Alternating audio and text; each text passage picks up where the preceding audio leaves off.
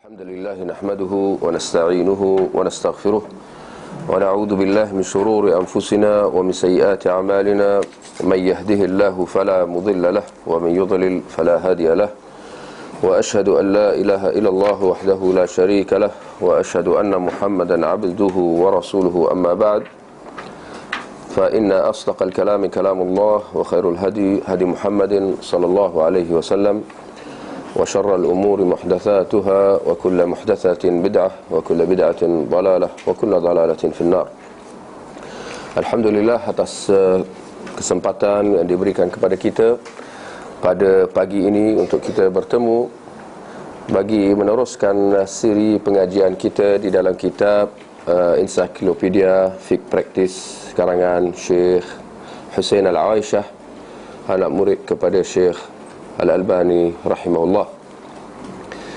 Terlebih dahulu minta maaflah atas suara yang tak berapa sedap didengar tu, ya. Sakit tekak sikit. Jadi yalah, insya-Allah moga-moga penghapus dosa insya-Allah. Baik.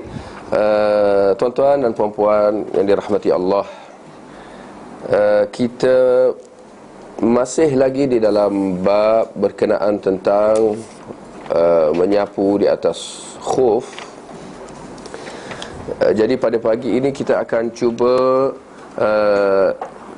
lengkapkan perbahasan atau perbincangan kita sebelum ini tentang masalah menyapu di atas khuf. Ada beberapa perincian-perincian, permasalahan-permasalahan yang tak kurang pentingnya untuk kita ambil tahu. Jadi kita lihat di halaman 138 di dalam terjemahan Encyclopedia Fiqh Practice ni, ya. Halaman 138 berkenaan tentang mengusap, Waalaikumsalam warahmatullahi, mengusap pembalut, ya.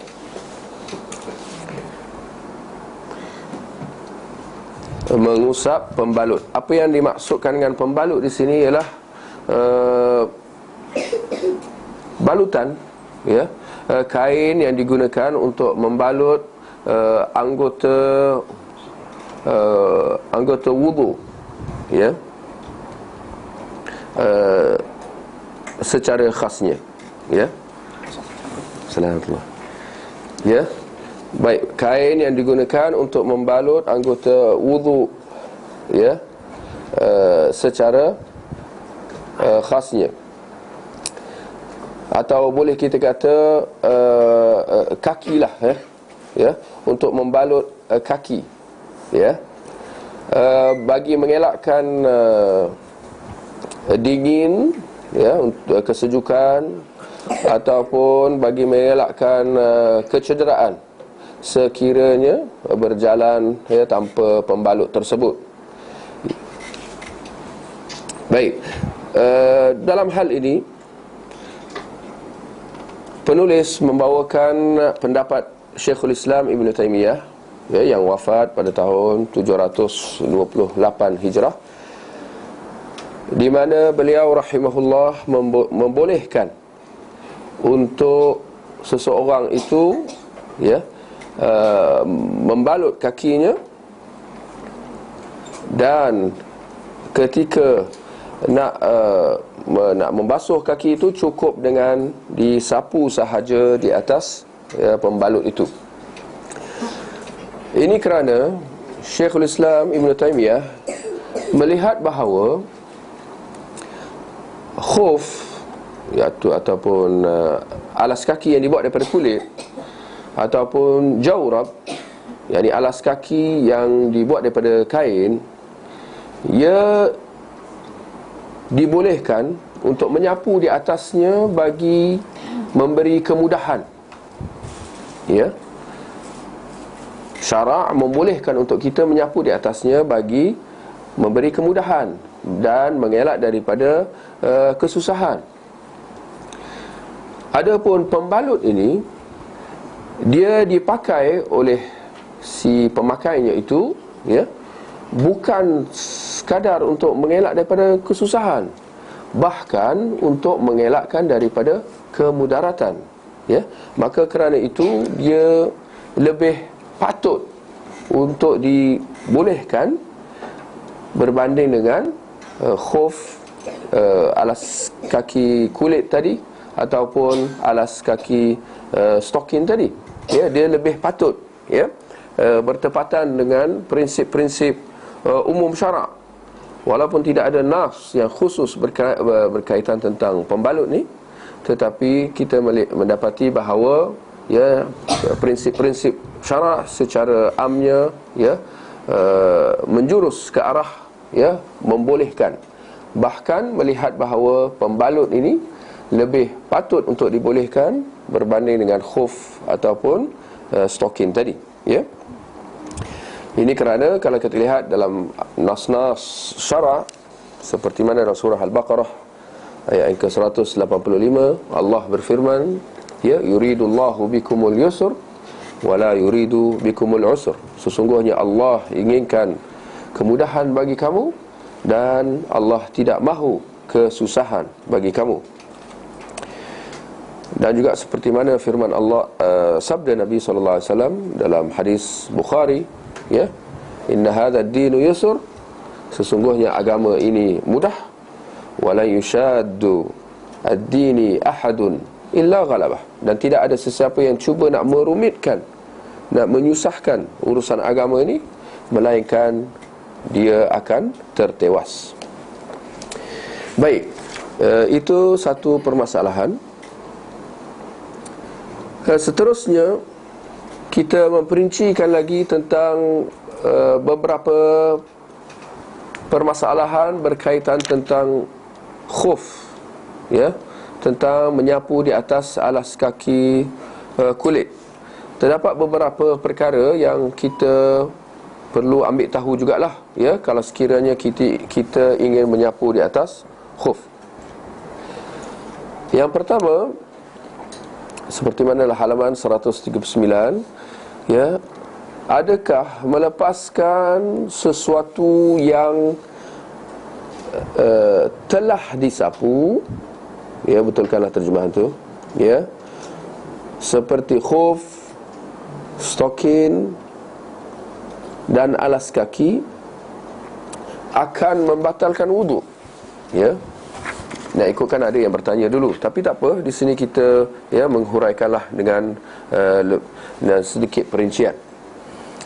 Bila seorang itu dia ambil wuduk, ya, lepas tu dia pakai stokin misalnya, ya, lepas tu terbatal wuduknya, dia ulang balik wuduk dia dengan wuduk seperti biasa, tetapi bila sampai kat kaki tu dia sekadar menyapu sahaja di atas stokin tu, ya. Selepas tu dia kerana sebab-sebab yang tertentu, ya, atau tanpa sebab pun dia menanggalkan stokin itu. Adakah bila dia tanggalkan stokin itu yang telah disapu di atasnya akan membatalkan wuduk dia, ya? Maka di sini ada beberapa pendapat para ulama, ya. Ada yang melihat bahawa wuduknya sah dan tidak terkesan sedikit pun, dan ada yang melihat bahawa kalau dia dah tanggalkan, ya, dia perlu maknanya wajib membasuh kedua kakinya. Dan pendapat yang ketiga, yang terakhir, melihat bahawa wuduknya terbatal bila dia tanggalkan alas kaki itu, wuduknya terbatal dan dia perlu mengulang wuduknya. Kalau kita lihat ketiga-tiga pendapat ni, ya, serta dalil-dalil, ya, yang dikemukakan,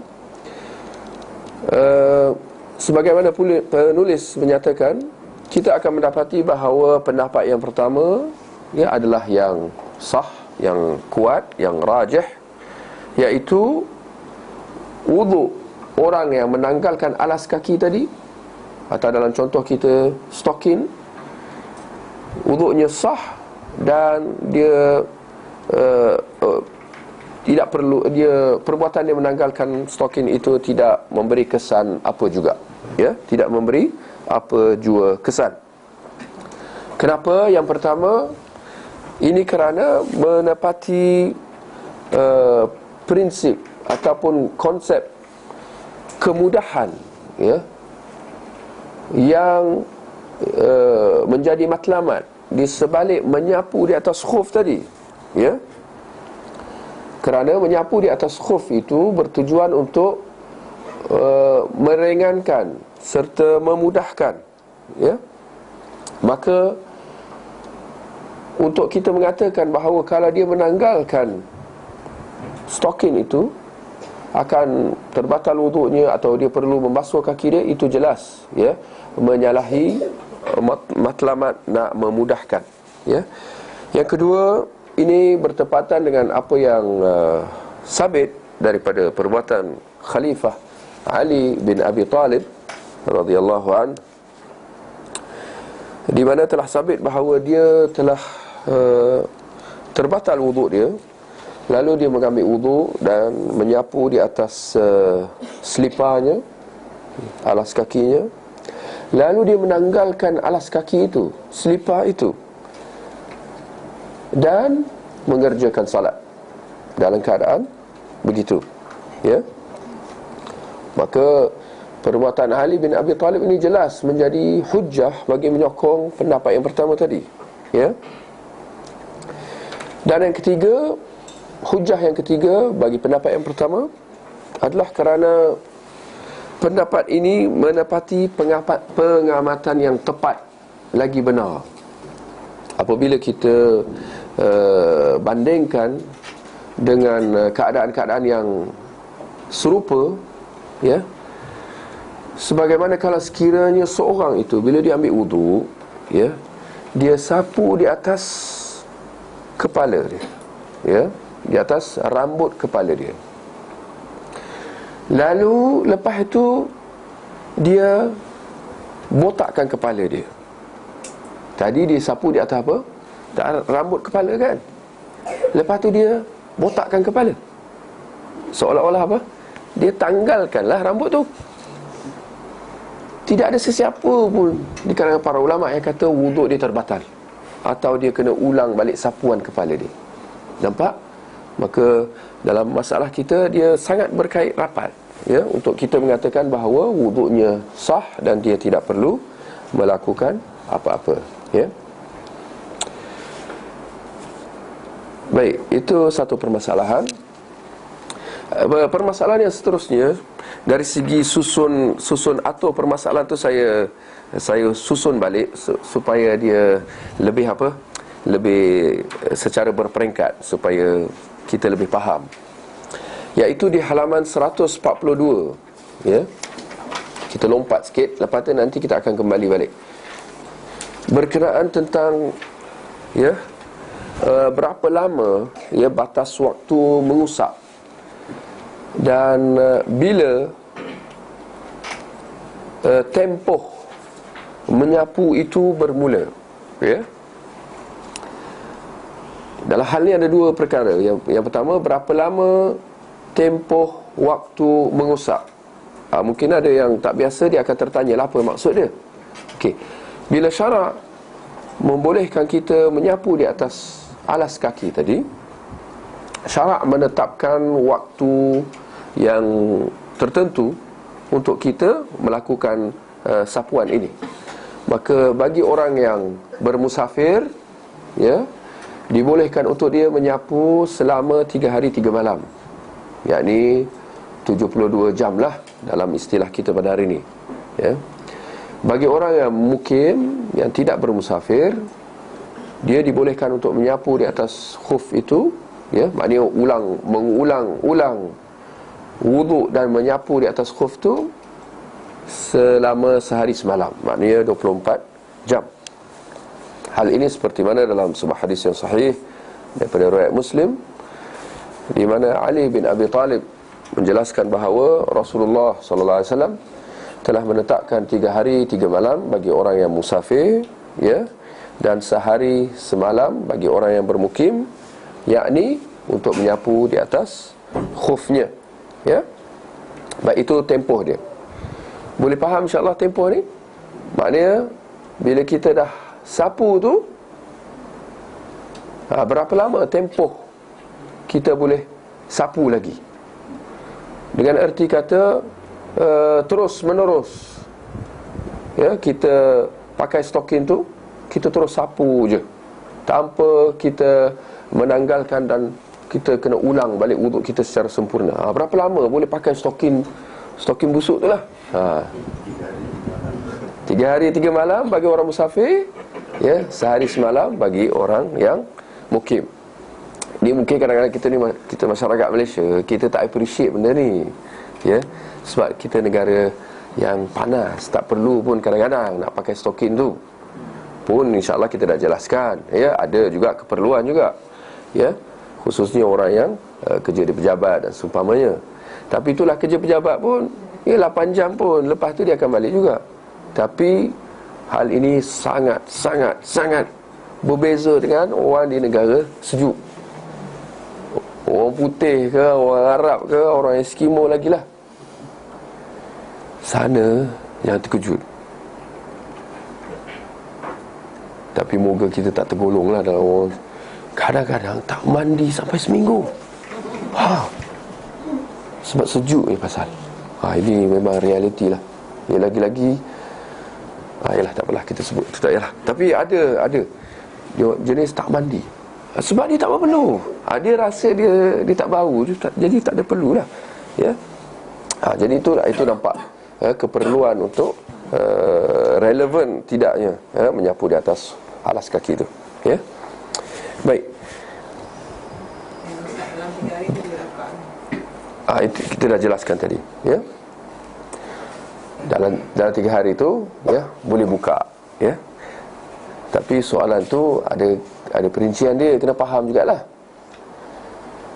Bila sepanjang tempoh tu, kalau kita mukim atau musafir, tempoh yang dia tetapkan tu, boleh tak kita tanggalkan? Boleh. Terbatal tak wuduk kita? Tak terbatal. Tetapi kalau kita dah sapu di atas khuf tu, kita dalam keadaan wuduk atau tidak? Wuduk. Boleh ikut, ya. Kita dalam keadaan wuduk. Lepas tu kita tanggalkan stoking kita. Kita dalam keadaan wuduk tak? Kita tanggalkan stoking tu, terbatal tak? Tak. Baik. Kita nak pakai stoking tu balik, boleh? Ulama berbeza pendapat. Bergantung. Jawapannya bergantung. Kalau kita tanggalkan stokin tu, lepas tu kita nak pakai balik, kita kena tengok wuduk kita terbatal atau tidak. Bukan dengan menanggalkan stokin tu, tidak. Tetapi bila kita tanggalkan stokin tu, dia tidak membatalkan wuduk. Kita ada wuduk, kita pun solat tanpa alas kaki tu, tanpa stokin tu, boleh, tak ada masalah. Tapi bila kita nak pakai balik, kita kena pastikan bahawa dalam tempoh kita tanggalkan tu dengan kita nak pakai balik, terbatal atau tidak dengan pembatal-pembatal yang lain, yang kita sedia maklum lah, buang air ke, keluar terkentut ke dan sebagainya. Itu kita tengok. Maka kalau bila kita dah tanggal stokin tu, lepas tu kita nak solat, tak ada masalah. Tapi bila kita dah lepas solat tu, andaikan kita buang air, lepas tu kita nak pakai stokin balik, tak boleh, ya. Tapi lepas kita dah solat, kita tak batal lagi wuduk kita, kita nak pakai stokin balik, boleh, tidak ada masalah. Sebab apa? Sebab kita berada dalam keadaan wuduk, insyaAllah, ya.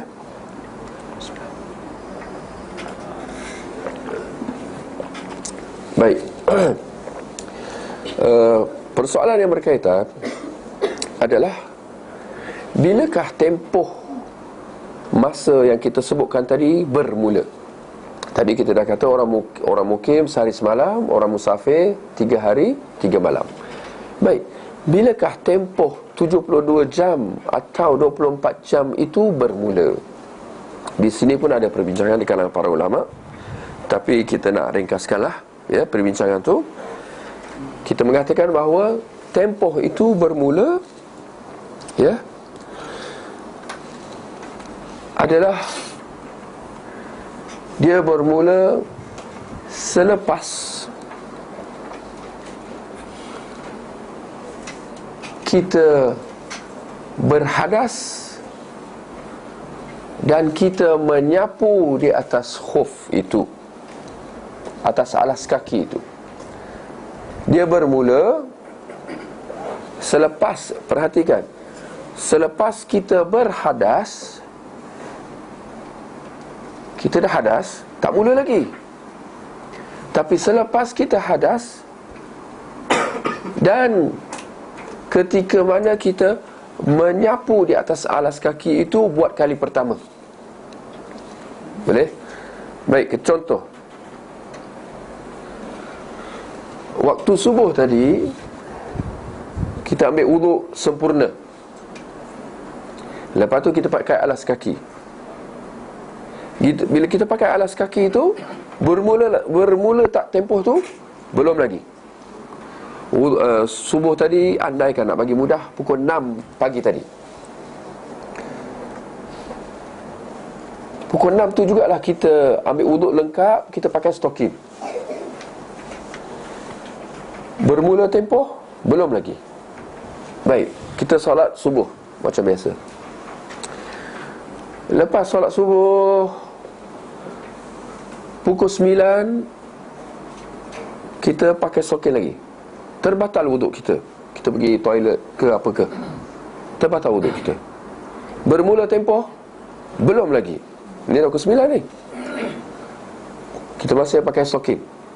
Ya, kita belum lagi ulang balik wuduk kita sejak pukul 6 tadi. Sampai waktu zuhur nanti, ya, kita andaikan nak bagi mudah pukul 1 petang nanti, masuk waktu zuhur, kita nak solat. Tadi pukul 9 tadi dah terbatal, kita masih lagi pakai stokin, kita tak tanggalkan. Sekarang ni baru kita nak ambil kemudahan menyapu di atas khuf tu. Maka buat pertama kali, daripada pukul 6 tadi, kita menyapu di atasnya. Baru sekarang bermula tempoh kita. Kalau kita musafir 72 jam, kalau kita mukim 24 jam. Jadi 24 jam itu bermula pukul apa? Pukul 1. Boleh? Itu kesimpulan, itu pendapat yang rajih dalam masalah ini, ya. Baik, kita lihat halaman 142. Kita masih lagi di atas di halaman 142. Kita lihat permasalahan di atas kali itu, ya. Bahagian yang manakah yang perlu disapu pada alas kaki itu, sama ada dia khuf, ya, stokin, kasut ataupun selipar, ya. Bahagian yang mana yang perlu, yang wajib disapu? Kita katakan, ya, bahagian di atas sahaja yang wajib. Bahagian atas sahaja, kita andaikan ni kaki kita, ya, bahagian atas sahaja yang wajib. Wajib maknanya yang perlu. Perlu maknanya apa? Kalau kita sapu, sudah tertunai kewajipan itu, sudah lengkap wuduk kita, ya. Atau bahagian tepinya dibolehkan selain daripada bahagian bawah, ya. Bahagian atas yang wajib, bahagian tepi ataupun belakang boleh, harus. Kalau kita nak sapu tak ada masalah, ya. Selain daripada bahagian bawah, nak katakan bahawa bahagian bawah ini tak perlu, atau lebih tepat lagi, jangan disapu, ya. Kerana kalau kita dah sapu, kita sudah berlebih-lebihan, ya. Hal ini seperti mana sabit daripada perbuatan Nabi SAW, ya, di mana Nabi, ya, menurut Al-Mughirah bin Syu'bah, seorang sahabat Nabi radhiyallahu anhu, menyatakan bahawa Nabi menyapu di atas bahagian atas khufnya. Dan juga seperti mana yang dijelaskan oleh Ali bin Abi Talib, satu kenyataan yang masyhur daripada dia, yang mana kenyataan ini kita perlu ingatlah dan jadikan pedoman kita. Kerana dia bukan sahaja berkaitan tentang masalah menyapu di atas khuf, Bahkan dia berkaitan tentang agama secara amnya. Jangan terkejut. Kerana apa yang Ali bin Abi Talib, apa kenyataan dia? Dia kata, jika agama ini berdasarkan logik, maka bahagian bawah khuf lebih patut disapu daripada bahagian atasnya. Bahagian bawah khuf, ini bahagian tapak kaki tu yang kita jalan di atasnya, itu lebih patut disapu berbanding bahagian atas. Sungguh aku melihat Nabi SAW menyapu di atas bahagian atas khuf baginda. Ya, nak mengatakan bahawa Nabi sekadar menyapu di atas bahagian atas sahaja, dan Nabi tak pernah walaupun sekali menyapu di bahagian bawahnya. Sedangkan kalau agama ini ikut logik yang sekali pandang, yang pada zahir, menyapu di bawah itu lebih patut. Kerana menurut logik sekali pandang mengatakan bahawa bahagian bawah tu lah yang berabuk, yang kotor. Jadi bahagian tu lah sepatutnya disapu. Tapi kita mendapati bahawa syarak sekadar menyuruh supaya kita sapu di bahagian atas, bawah tak payah. Walau apa pun kita kata, kita kena faham juga, akal yang sihat, logik yang tepat tidak pernah sekali-kali menyalahi syarak. Syarak sentiasa selari dengan akal yang sihat dan logik yang sihat. Tapi Ali bin Abi Talib kata, kalau agama ni dengan logik, pasti menyapu di bawah tu lebih patut. Kita kata tidak. Logik yang sihat memang menuntut supaya kita sekadar menyapu di atas sahaja. Boleh ikut? Kenapa? Kenapa memang kita tak patut pun sapu kat bawah tu? Bahkan ini bukan logik pun. Ini kedangkalan, ini kejahilan. Tak logik pun. Kenapa? Jangan kita lupa, bila kita sapu, kita bukan tengah basuh. Sapu basuh lain. Bila kita tengah sapu, perhatikan, menyapu itu dia sekadar, apa orang kata, bukan sampai berkilat pun. Dia sekadar sapu gitu je, untuk kemudahan je. Mungkin bahasa mudah kita, bahasa pasar kita, cukup syarat je.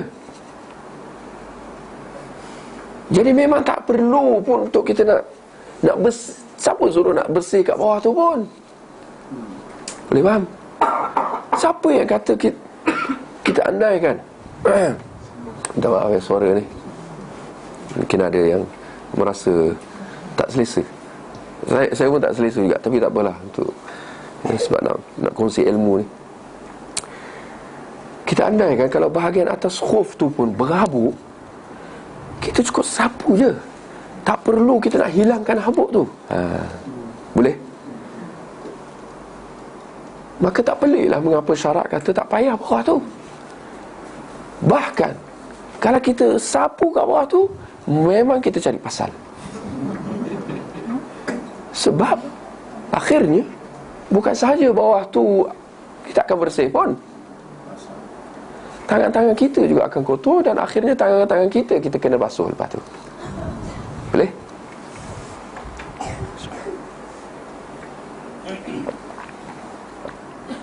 Baik, kita lihat di halaman 141.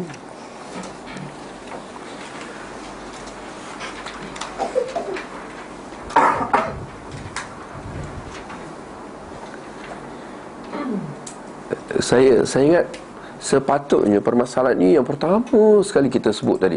Itu yang saya cuba nak olah-olah, tapi nampak tak berjaya juga. Ketilah permasalahan D tu, memakai khuf ataupun alas kaki dalam keadaan suci adalah syarat, ya, untuk dibolehkan untuk menyapu di atasnya, ya. Kita dah sebut-sebut tadi tu. Bila kita nak pakai khuf, satu syarat yang ketiga ini ingat ialah hendaklah kita memakai khuf atau stokin atau kasut itu atau alas kaki itu secara amnya, hendaklah kita memakainya dalam keadaan wuduk secara sempurna. Wuduk secara sempurna maknanya dalam keadaan kita dah basuh kaki kita lah, ya. Sebab bila wuduk kita kena basuh kaki kita, ya, basuh. Jadi hanya dalam keadaan kita berwuduk secara sempurna kita boleh memakai alas kaki kita tu, ya. Dengan arti kata lain, kalau kita tidak berada dalam keadaan wuduk, kita mungkin dah berwuduk, lepas tu terbatal, tapi lepas dah terbatal tu kita nak pakai alas kaki kita, tak boleh, ya. Tak kira untuk pertama kali ataupun untuk kali yang berikutnya, tak boleh. Kalau dah terbatal wuduk kita, kita tak boleh nak pakai alas kaki tu, ya. Jadi kita, bila kita nak pakai, kita perlulah berada dalam keadaan wuduk secara sempurna, ya. Baik. Hal ini seperti mana, ya. Tapi dalam 3 hari tu kita dah batal. Kita tahu balik kita ni stokin, kita usah atas, boleh kan? Sekali lagi.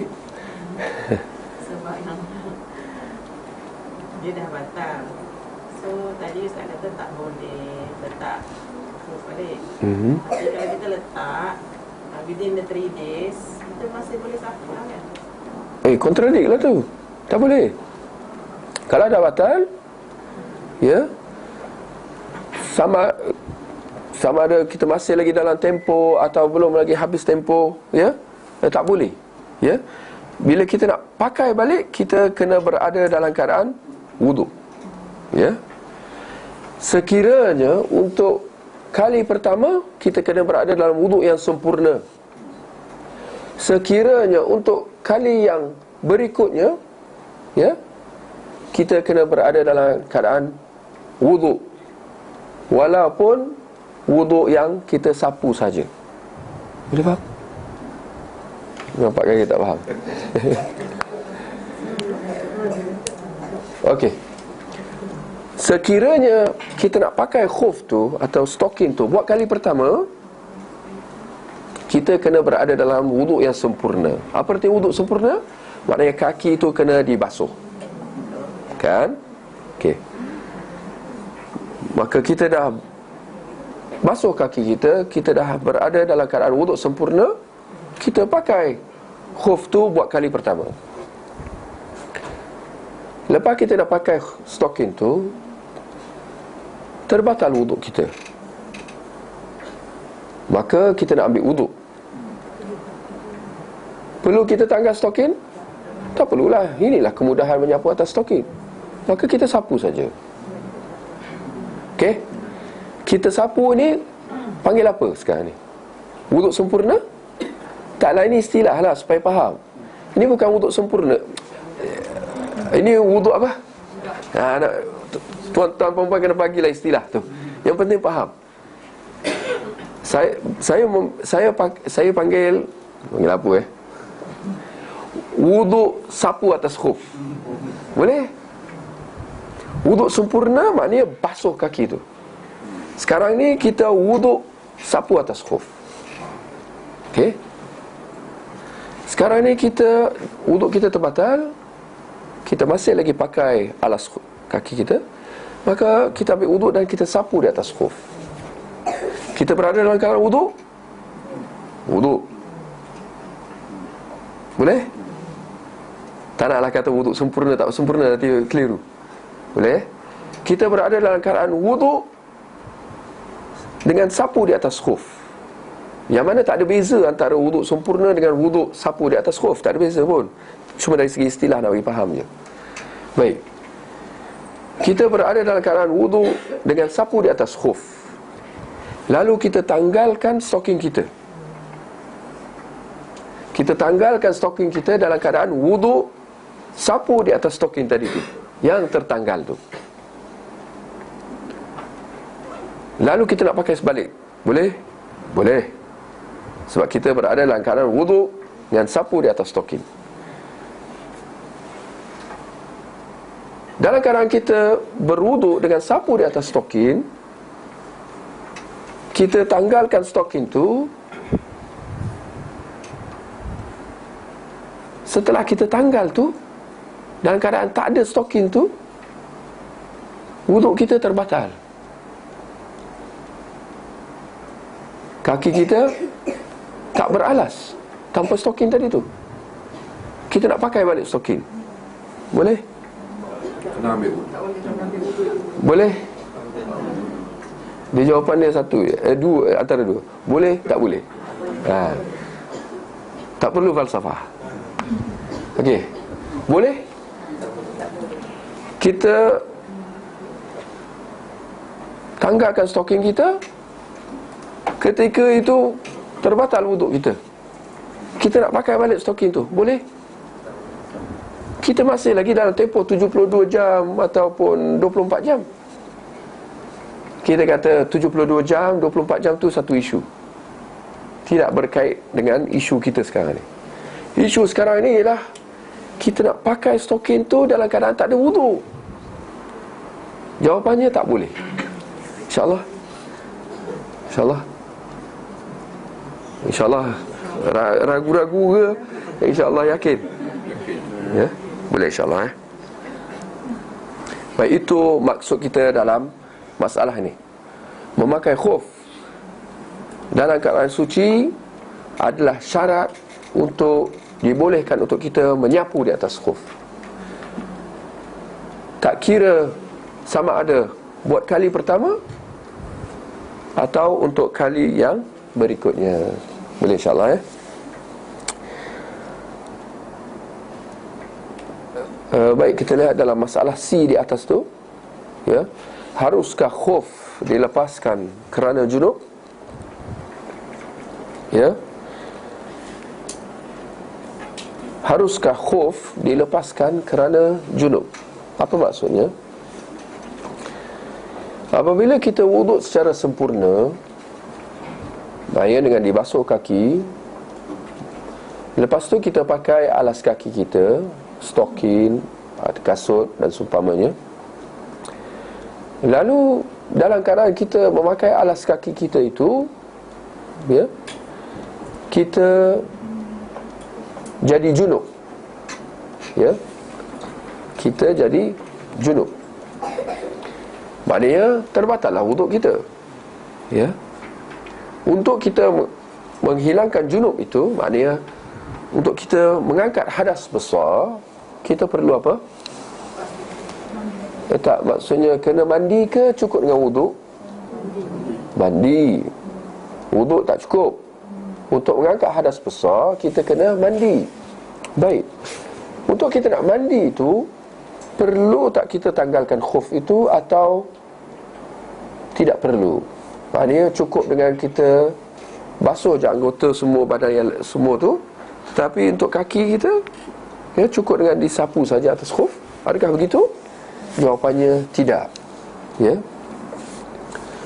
Menyapu di atas khuf hanya untuk mengangkat hadas yang kecil sahaja. Ya. Adapun kalau hadas besar, tidak boleh. Maknanya kalau kita sedang memakai alas kaki, khuf dan sebagainya, stocking dan sebagainya, kita wajib menanggalkan alas kaki kita itu untuk kita mandi, angkat hadas besar. Ya? Boleh insyaAllah. Maka kita kata menyapu di atas khuf ni hanya untuk mengangkat hadas kecil, ya, seperti buang air kecil, besar, ya, terkeluar angin, ya, dan seumpamanya, ya. Baik.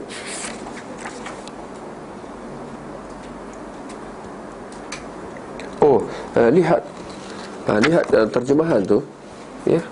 Masalah C tadi tu, halaman 141 tadi. Ada pembetulan dalam terjemahan hadis tu, ya. Hal ini berdasarkan hadis Safwan bin Assal radhiyallahu an. Dia berkata, boleh nampak ya, Rasulullah sallallahu alaihi wasallam memerintahkan kami jika bersafar atau bermusafir, ya, untuk ini salah terjemah, betulkanlah, untuk tidak, tambah kata tidak tu,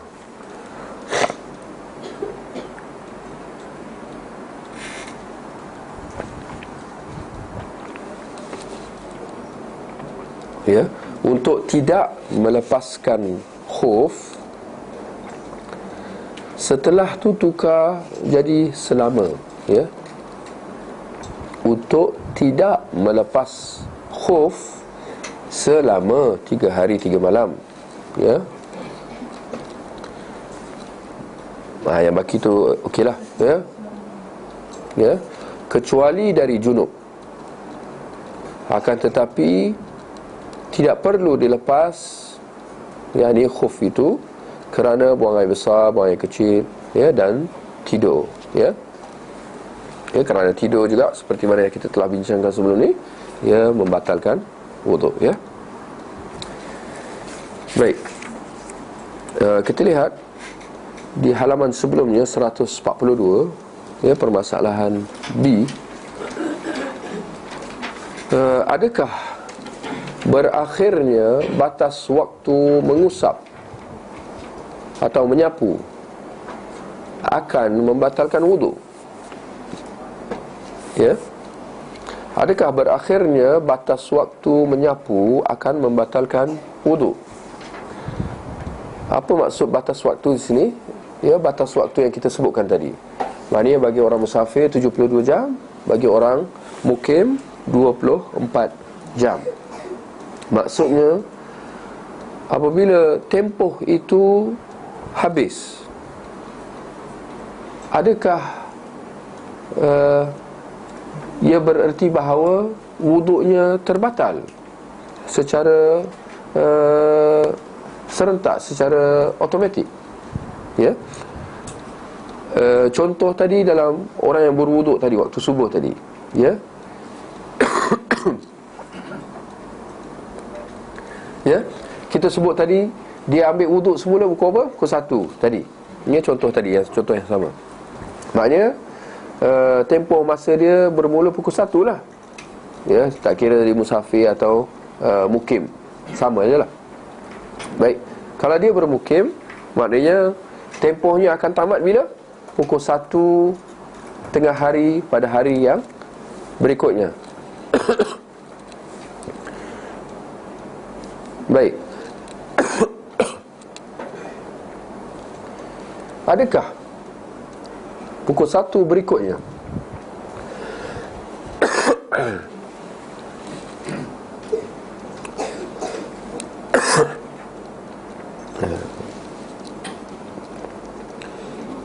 adakah pukul 1 pada hari berikutnya wuduknya akan terbatal kerana tempoh masa tu sudah habis, ya? Itu persoalan di sini.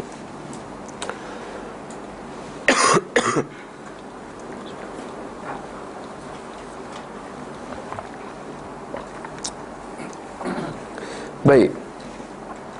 Sebenarnya permasalahan ini dia sama dengan permasalahan yang sebelum tadi. Yang pertama sekali kita bincangkan tadi, ya, dalam buku surat sebelum tadi, ya, permasalahan A, iaitu permasalahan adakah bila kita tanggalkan alas kaki itu wuduk akan terbatal atau tidak. Dia sama. Perbezaan pendapatnya pun lebih kuat, sama saja. Ada perbezaan pendapat lah. Ada yang kata terbatal, ya, bila habis tempoh tu terbatal.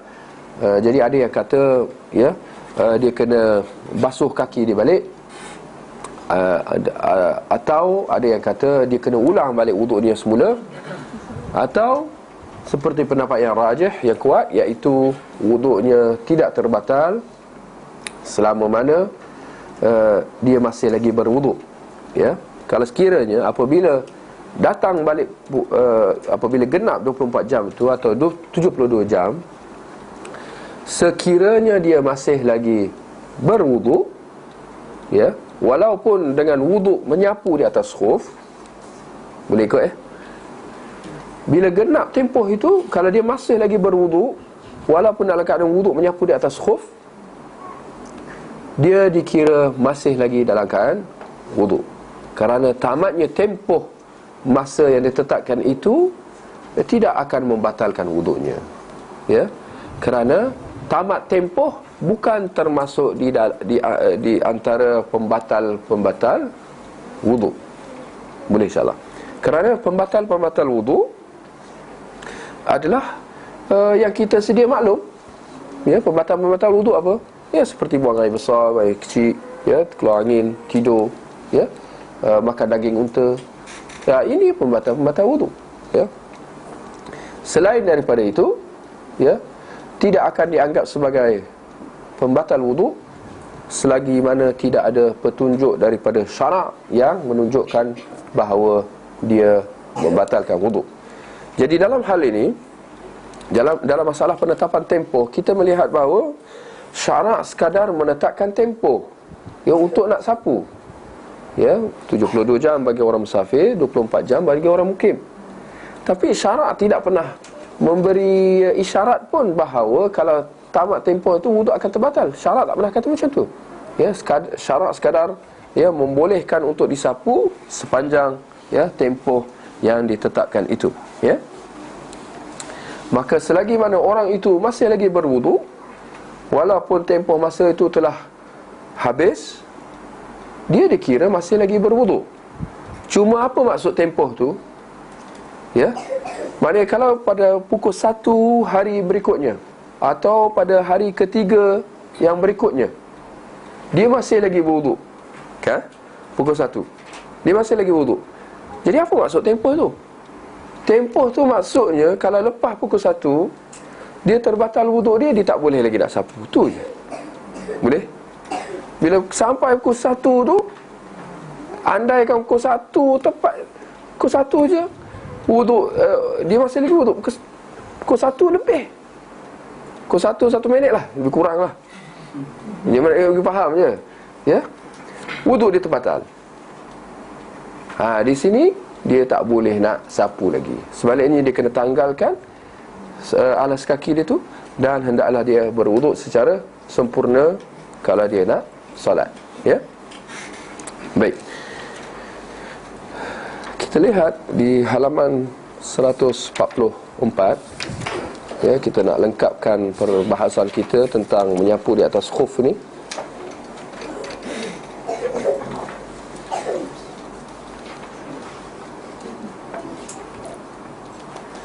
Baik, permasalahan G. Adakah disyariatkan mengusap apa benda tu, ya?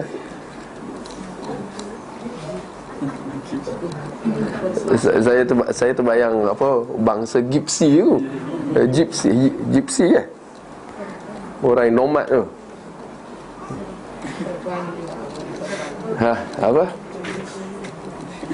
Ada pakar bahasa yang boleh bantu? Adakah disyariatkan mengusap, ya, di atas atau mengusap? Ini bahasa Melayu dia. Bagi yang kurang bahasa Melayu. Second para gips atau ubat yang menempel. Bukan. Itu lain. Dia kata atau. Adakah dia syariatkan mengusap anduh? Anduh. Itu bahasa Melayu kita. Kita tambahkan vocabulary bahasa Melayu kita lah, ya. Anduh. Atau bahasa Inggerisnya splint. Splint. Apa tu splint? Ini bahasa pasar kita pula. Simen. Tu dia. Orang pakai simen, cast. Bukan simen je. Atau siapa yang pakai bandage. Bandage tu dia, bandage tu boleh. Okey, bandage boleh. Atau kalau zaman dulu, dia letak kayu ke. Letak kayu sini dia balut. Itulah dia anduh kita tu. Atau tu, apa dia panggil tu, orang-orang sukan tu selalu pakai. Dia pakai benda yang guard, ankle guard, elbow guard, apa-apa guard lagi lah. Ya, biasanya kat tempat-tempat sendi lah, supaya sendi tu tak bergerak. Sebab sendi tu telah retak ataupun patah. Itu tujuan. Tapi tak semestinya kat sendi lah, kadang-kadang kat sini, kat mana-mana, kat bahagian tulang lah, yang dah retak, yang dah patah, dia kena letak tu supaya cepat sembuh. Itu maksud anduh. Itu bahasa Melayu tu, anduh atau splint. Baik, adakah disyariatkan menyapu anduh atau yang semisalnya? Yang semisalnya itulah tadi tu, bandage, dan lain-lain tadi tu,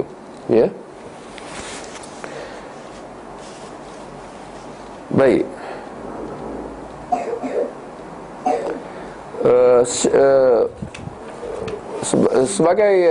Sebagai asas, kita menyatakan bahawa tidak ada hadis ataupun nas yang sahih dalam hal ini. Maknanya tak ada petunjuk daripada hadis ataupun ayat Al-Quran lagi lah, tentang hal ini. Jadi apa yang ada adalah ijtihad, ijtihad.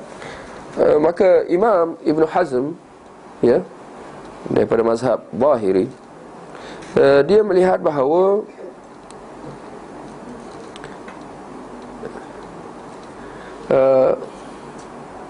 orang yang memakai anduh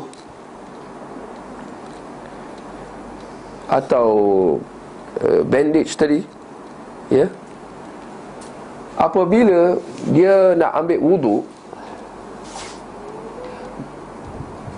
kita tengok masalah anduh atau bandage ni, dia berbeza dengan menyapu atas khuf tadi, atau menyapu atas stokin, atau menyapu di atas pembalut kaki tadi. Pembalut kaki tadi yang kita sebut pertama kali tadi, pembalut tadi, itu pembalut kaki secara khasnya.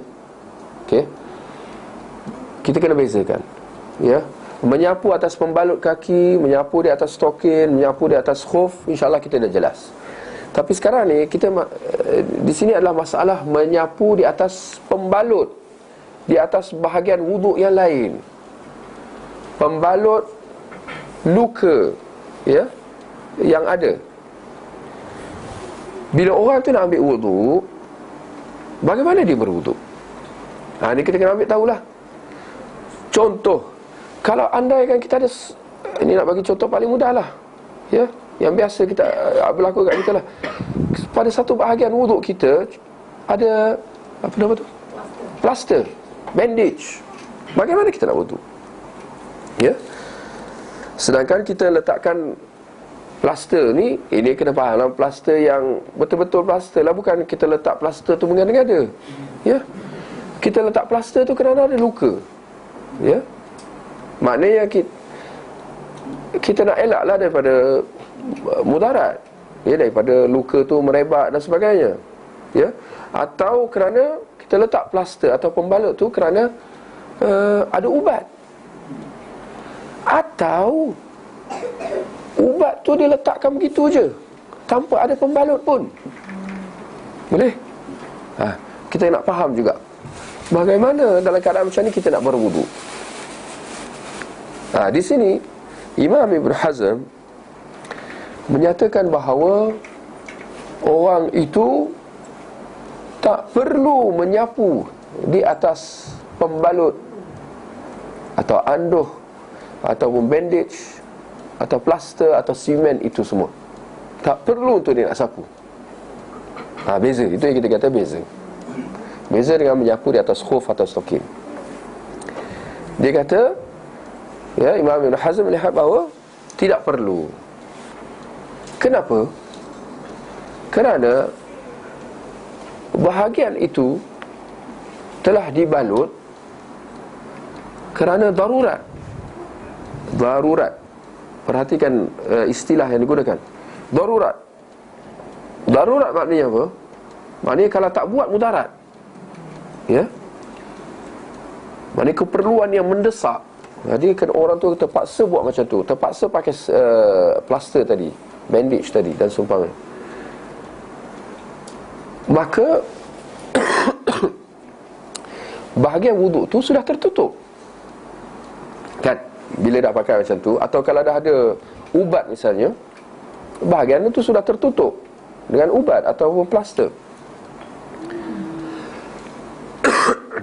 Dan dia tertutup kerana darurat, bukan mengada-ngada. Maka bahagian itu tergugur daripada kewajipan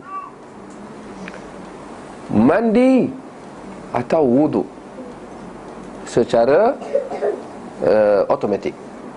Bahagian itu tergugur daripada mandi.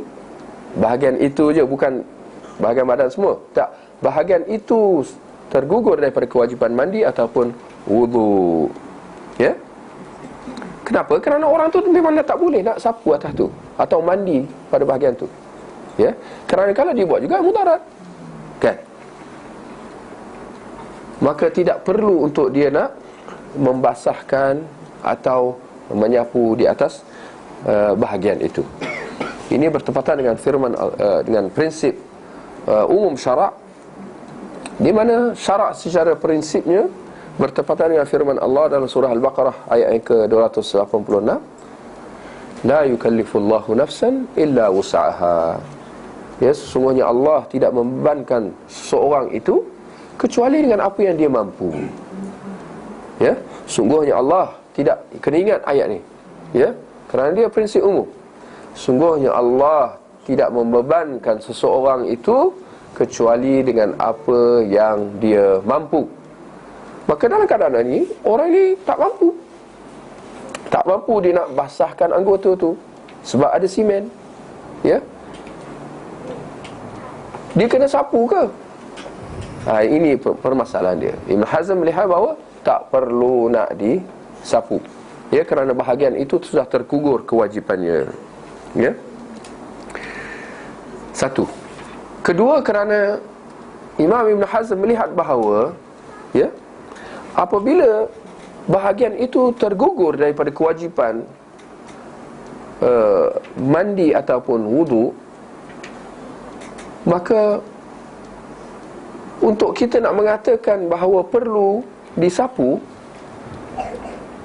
perlu maknanya wajib menyapu di atas bandage atau plaster itu, kita perlu kepada dalil sokongan, dalil yang mewajibkan sapuan itu. Dan kita melihat bahawa dalam hal ini tidak ada dalil seumpama itu. Ya, yang mewajibkan juga untuk kita sapu di atas bandage tu. Sapu je. Atau atas simen tu, kita nak sapu atas simen tu. Kita kena tanya, dari mana datang amalan ni? Kita nak sapu di atas simen ni. Adakah dengan kias akal semata-mata? Kita melihat bahawa dalam masalah kias, dia ada dia punya limitation dia punya had dia. Kita dalam masalah ibadah, kita tak boleh sewenang-wenang nak kias. Ya, kerana ibadah, kita tak boleh nak kias-kias macam tu je. Kalau masuk masjid, kita tahiyat masjid. Kalau masuk rumah, kita kias tahiyat rumah. Kiaslah tu. Boleh? Tak boleh. Nampak? Maka begitulah ya dalam masalah ni. Oh, bandage ni kita kiaslah pada khuf. Khuf kita sapu, yang ni pun kita sapu. Kita kata ini kias batil, ya, kerana tidak ada petunjuk daripada syarak, ya. Syarak melihat bahawa kalau bahagian itu sudah tergugur daripada kewajipan, maka tergugur, tak perlu nak dicari ganti. Seperti mana contoh ni, bagi contoh bagi faham je lah. Kalau orang tu dia tak ada tangan, maka dalam hal ini kewajipan menyapu, contoh tangan dia, na'udzubillah, tangan kiri dia tak ada, semula jadi ke kerana kemalangan, tak kira lah, ya.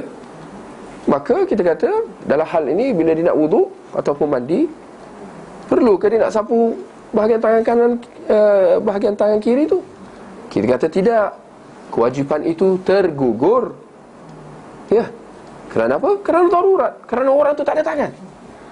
Tapi persoalan, perlukah dia bawa tangan palsu untuk nak sapu je? Kita kata tak ada kerja lah orang ni. Nampak? Boleh insyaAllah, ya. Walau bagaimanapun, bila dengar walau bagaimanapun yang dia spoil semua ni, tapi tak apa, ada faedah insyaAllah. Telah sabit bahawa Ibnu Umar, seorang sahabat Nabi, menyapu di atas anduhnya. Telah sabit bahawa Ibnu Umar menyapu di atas anduhnya. Cuma kita kata perbuatan sahabat Ibnu Umar ini perbuatan dia saja semata-mata. Maka kesimpulan yang dapat kita ambil daripada perbuatan Ibnu Umar menyapu di atas anduh, yang pertama, ini adalah perbuatan sahabat. Kita kena bezakan juga antara perbuatan dan kata-kata daripada sahabat. Seperti mana kita membezakan antara perbuatan dan kata-kata Nabi SAW.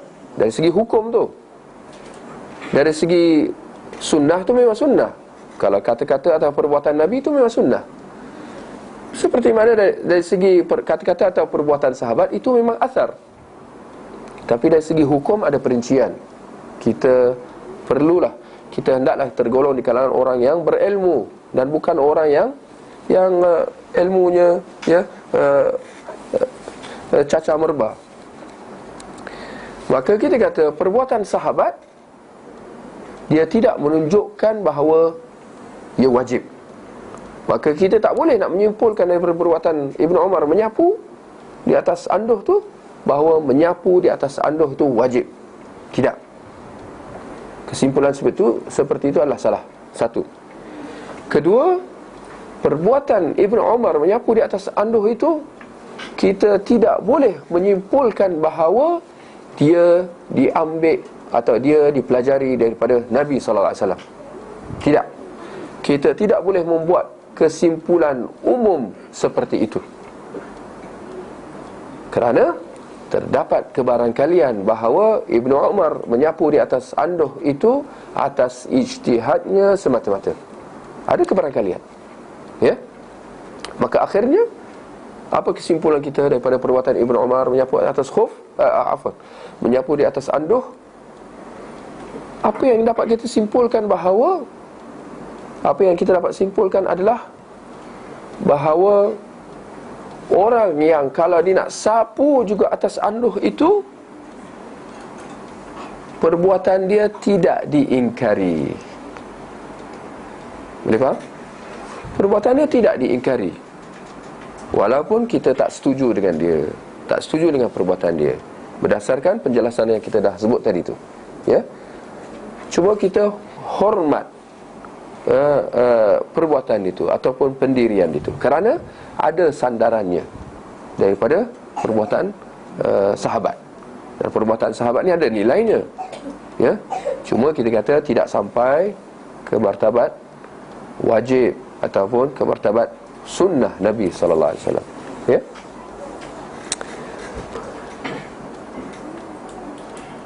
Baik, ini soalan kefahaman lah. Soalan kefahaman. Kenapa Sebelah ni tuan-tuan nak tanya pula. Ini saya tanya dulu. Kenapa dalam masalah menyapu di atas stokin, ya, kita kata ya, stokin itu disapu, atau seperti mana dalam tudung ataupun serban bagi laki, ia disapu. Tetapi dalam masalah anduh ni ataupun pembalut ini atau bandage, plaster ini, kita kata jangan sapu. Kenapa ada perbezaan seperti itu? Dalam alas kaki tadi kita kata sapu. Bahkan lebih umum lagi, alas kepala tadi kita kata boleh sapu. Tapi bila sampai bandage ni kita kata jangan sapu. Terbalik pula. Ada yang faqih?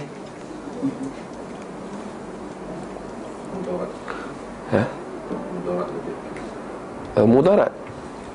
Saya ingat jawapan tu tertolak kalau orang tu pakai simen. Orang tu disapu je lah. Disapu kat atas autograf-autograf yang ada, disapu bagi kilat. Tak ada mudarat. Ada jawapan? Saya ingat kalau saya tanya dalam Facebook atau itu banyak mufti-mufti kadi-kadi menjawab je.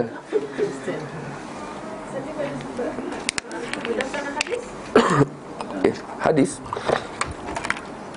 dalam masalah anduh ni tak ada hadis. Itulah jawapannya, Ustaz. Tak sampai daripada Nabi dah.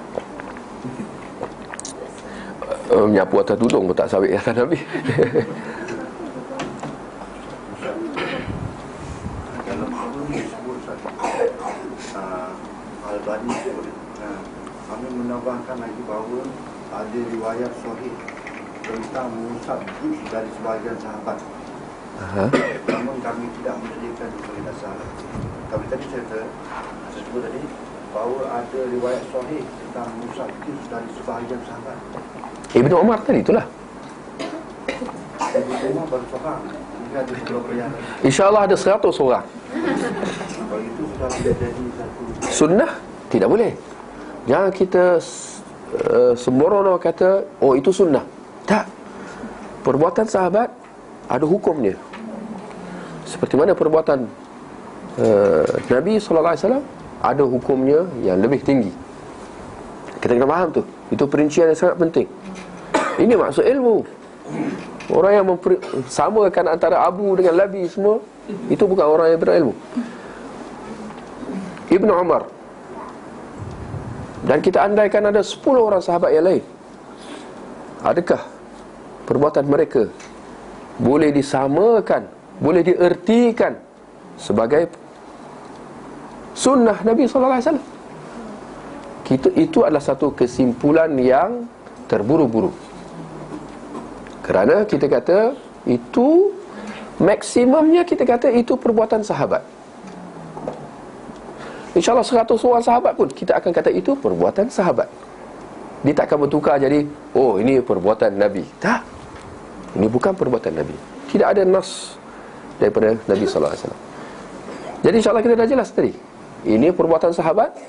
Dan perbuatan sahabat tidak bererti bahawa wajib, dan tidak bererti bahawa itu sunnah Nabi SAW. Tapi itu kita kata, kita dah raikan dah bahawa itu kita kata itu satu pendapat. Maksudnya kita kata kalau orang yang nak sapu juga, kita tak ingkar. Kita tak kata itu bid'ah, jauh sekali daripada haram. Ini sebab kita dah raikan lah perbuatan sahabat ni. Tapi tak jawab lagi soalan. Kenapa dalam masalah menyapu atas handuk kita kata tak perlu sapu? Siapa yang nak sapu, sapulah. Ada perbuatan sahabat. Tapi kita memilih pendapat yang kata tak perlu sapu. Ya? Agama bukan logik. Beginilah. Ini jawapan kita. Kerana kita membezakan antara setiap sapuan itu. Menyapu di atas tudung adalah untuk apa? Untuk kemudahan. Seperti mana menyapu di atas stokin adalah kemudahan, adapun menyapu di atas pembalut kaki, yang masalah pertama kali kita sebut tadi, ya, itu adalah darurah, keperluan. Dan dalam masalah menyapu di atas anduh, ya, dia adalah kerana darurat. Berbeza dengan menyapu di atas alas kepala ataupun alas kaki, dia adalah rukhsah, kemudahan, untuk mengelak daripada kesusahan je. Nak mengatakan bahawa orang tu pakai bukan kerana darurat, tetapi pun syariah meraihkan, membolehkan. Tetapi syariah tetap mengata, walaupun memakai alas kepala ataupun kaki ni boleh, tapi syariah tetap kata dalam hal ni kena sapu. Tetapi hal ini berbeza dengan orang yang memakai anduh tadi. Dia memakai ini kerana terpaksa, kerana darurah. Dan darurat ini dia lain. Dalam syarak bila masuk daruratnya, dia akan menggugurkan kewajipan itu sama sekali.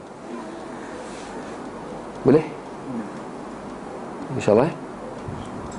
Apa boleh bagi contoh yang lain? Bagaimana darurat, ya, menggugurkan satu kewajipan? Contohnya kewajipan berwuduk ataupun mandi ketika mana tidak ada air, ataupun air yang ada sangat sedikit, hanya cukup untuk minum saja. Maka dalam keadaan darurat itu, kewajipan mandi ataupun wuduk tergugur. Cuma dalam hal ini kita lihat syarak, ya, memberi ganti, ya, tayamum. Tapi dari segi kewajipan wuduk tu tergugur, ya, kerana apa? Darurat. Baik, kalau ada suara pertanyaan. Ya. Kalau ada orang tu dia pakai pada dia punya siku je. Padahal siku tu ialah sebahagian daripada anggota tangan tu. Ya. Tapi tangan yang lain okey Ustaz. Maka dia balut di siku tu Ustaz. Maka bagaimana yang lain tu kena? Yang lain tu kena. Yang lain kena. Pada bahagian yang terbalut itu sahaja tidak perlu. Ya.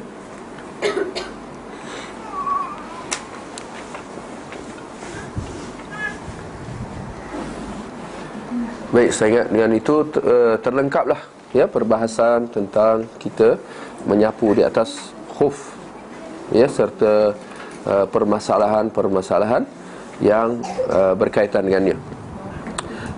Jadi saya berbesar hatilah nak ingatkan tuan-tuan dan puan-puan, ya, yang dikasihi sekalian, supaya selepas ini kita amalkan dengan rukhsah ini, kemudahan ini, iaitu kita beringatlah setiap kali kalau kita nak pakai kasut, nak pakai stokin, kita ambil wuduk siap-siap, ya. Orang Islam dia sentiasa orang yang cermat, orang yang bijak, yang sentiasa melihat ke hadapan, ya. Maka termasuklah dalam dia melihat ke hadapan ialah dia memikirkan tentang rukhsah yang diberikan kepadanya oleh syarak. Maka kalau dia nak pakai stokin, dia ambil wuduk siap-siap, ya, supaya kalau setelah itu dia terbatal wuduk, dia tidak perlu nak menanggalkan stokin itu, ya. Cukup dengan dia sekadar menyapu di atas stokin ataupun kasutnya, ya. Dan tidak perlu dia terkial-kial nak mencari tempat wuduk yang ada duduk tu, tempat wuduk yang khusus. Tidak ada masalah bagi dia.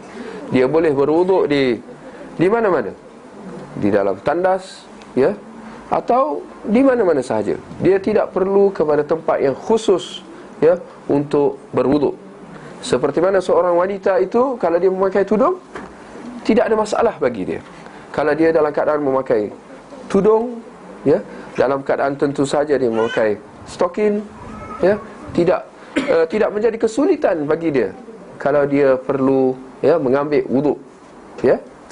Cukup dengan dia sekadar menyapu di atas tudungnya, dan bahagian telinganya dia masuk saja tangan dia daripada dalam, dan dia menyapu telinganya. Dan ketika sampai di bahagian stokin ataupun kasut itu, cukup dengan disapu sahaja, tanpa perlu menanggalkan kasut, apatah lagi stokin.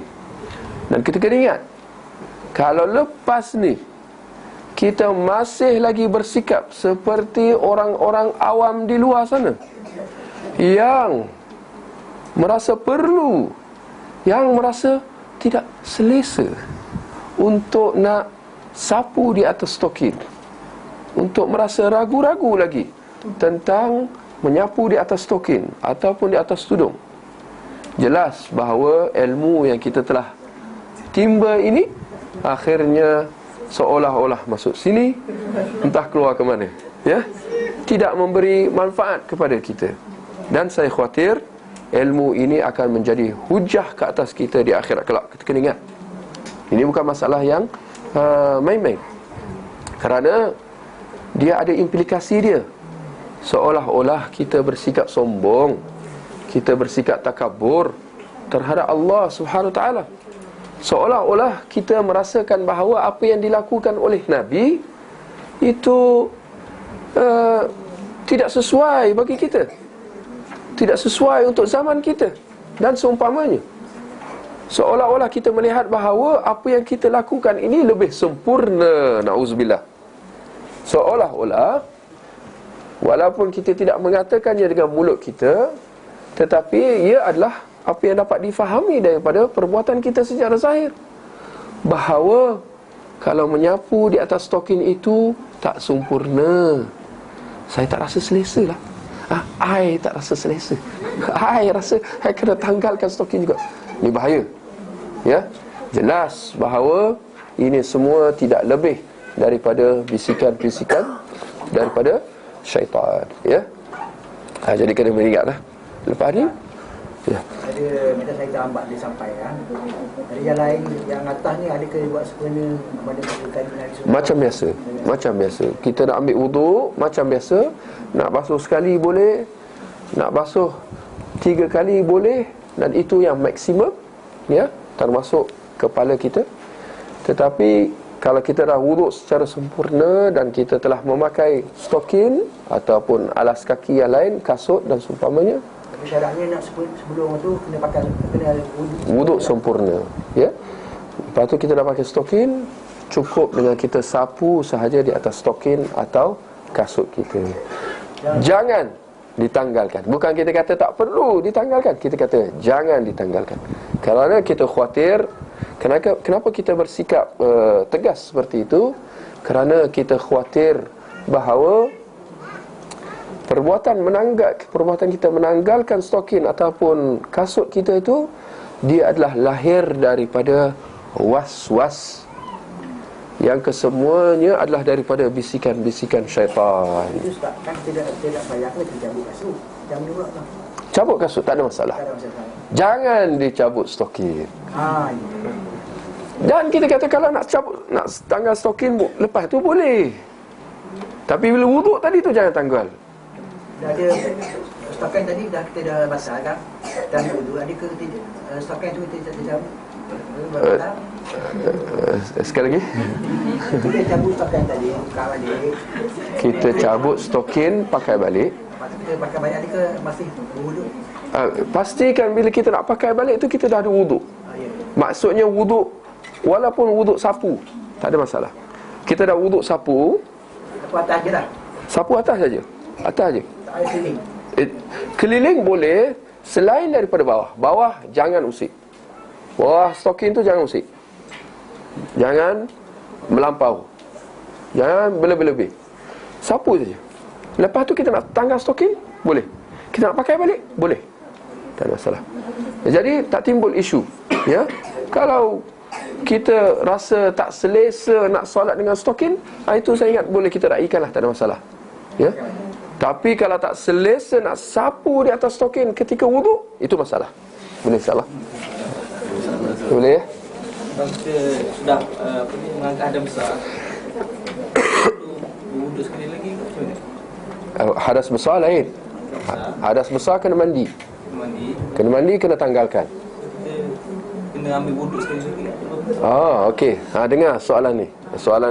Soalan yang menarik juga. Bila orang tu hadas besar, ya, dia kena tanggalkan alas kaki dia kan. Semua dia kena tanggal lah, ya, sebab dia kena mandi. Baik. Bila dia dah mandi, lepas tu dia kena wuduk ke untuk nak pakai stocking? Di sini sebenarnya ini adalah satu soalan, bagi saya dia soalan perangkap. Walaupun saya bersangka baiklah dengan yang bertanya, ya.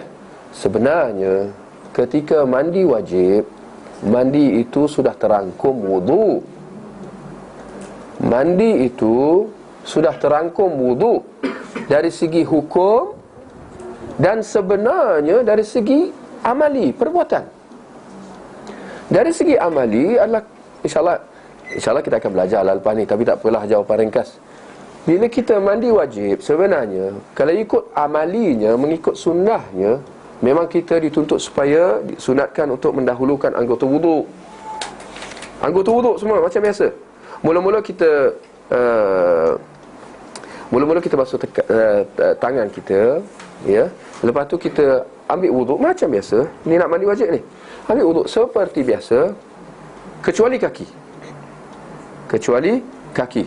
Lepas tu kita tuang air ataupun halakan shower tu pada bahagian atas kepala kita, ya. Atas kepala dulu. Lepas tu kita basuh, bukan sapu, basuh pada bahagian kanan, ya, sekali, dua kali, tiga kali. Lepas tu basuh bahagian kanan, kiri pula, sekali, dua kali, tiga kali, ya. Atau afwan, tinggal satu. Mula-mula sekali masa nak mandi tu, sebelum basuh nak basuh tangan tu, basuh kemaluan dulu. Mula-mula sekali, ya. Lepas tu yang kita dah sebut tadi, kanan basuh bahagian kanan, bahagian kiri. Akhirnya kita basuh kaki. Maka kalau kita lihat dari segi amalinya, mandi wajib tu sudah terangkum wuduk. Tetapi tidak dinafikan, ada yang bila dia mandi koboi. Tapi koboi yang ikut syarak lah, bukan koboi ikut. Koboi kat sini maknanya dia mandi all in one. Dia terjun, boom, masuk dalam simpul ke, mandi sungai ke, ataupun sekali terus boom, boom, boom. Okey. Tak ada kiri kanan, tak ada, semua terus all in one. Dari segi amalinya dia tak ambil wudu. Tetapi fahamilah bahawa dari segi hukumnya, hadas besar dan kecilnya sudah terangkat. Dari segi hukumnya, dia mandi boom sekali, masuk dalam sungai tu, boom, masuk terus keluar. Mandi wajib tak? Mandi. Dia sudah berwudu tak? Sudah. Dia sudah cover, barakallahu fi. Dia sudah cover 2 in 1. Bertepatan dengan firman Allah, wa in kuntum junuban fattahharu. Dan sekiranya kamu berada dalam keadaan junub, maka bersucilah. Allah tidak mengkhususkan lebih daripada itu. Allah tidak mewajibkan, memperincikan lebih daripada itu. Allah tak kata, kena ikut seperti yang Nabi buat. Apa yang Nabi buat dijadikan sebagai panduan. Tetapi ini yang kita kata perincian antara kata-kata dengan perbuatan Nabi. Ini tadi perbuatan Nabi. Adakah perbuatan Nabi secara otomatiknya, secara umumnya membawa maksud wajib? Tidak. Kewajipan itu perlu kepada nas yang lain, yang mana dalam hal ini tak ada. Tak ada nas yang menuntut supaya kita kalau nak mandi wajib kena ikut cara Nabi. Wajib, tidak ada. Itu sunat. Yang arti kata kalau siapa yang tak buat macam tu, tapi dia masih lagi membasahkan seluruh anggota badan dia, terangkat tak hadas dia? Ya, terangkat. Kembali kepada keumuman ayat Al-Quran yang kita baca tadi. Jadi dia dah mandi macam biasa, macam dia pergi kerja tu, ya.